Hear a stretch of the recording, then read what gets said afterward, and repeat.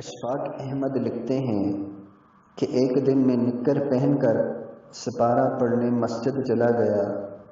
مولوی صاحب غصے میں آ گئے، بولے ارے نالائق، تم مسجد میں نکر پہن کر کیوں آ گئے؟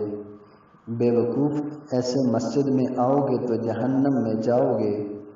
میں نے گھر آ کر ماں جی کو بتایا تو ماں بولی پتر مولوی صاحب غصے میں ہوں گے جو انہوں نے ایسا کہہ دیا، ورنہ بیٹا جہنم میں جانے کے لیے تو بڑی سخت محنت کی ضرورت ہوتی ہے۔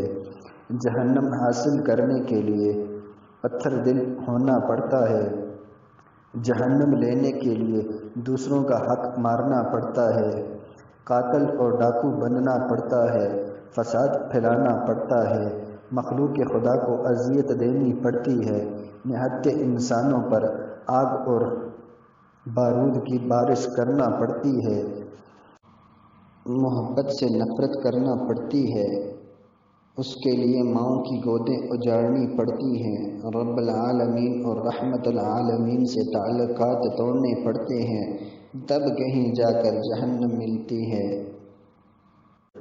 تو اتنا کاہل ہے کہ پانی بھی خود نہیں پیتا، تجھ سے یہ محنت کیوں کر ہو سکے گی؟ تو چڑیا کی موت پر ہفتوں روتا رہتا ہے، پھر تو اتنا پتھر دل کیسے بن سکتا ہے؟ بیٹا مولوی صاحب کی باتوں پر دھیان مت دینا، ورنہ تمہارے اندر خدا کا صرف ڈر بیٹھے گا، محبت نہیں۔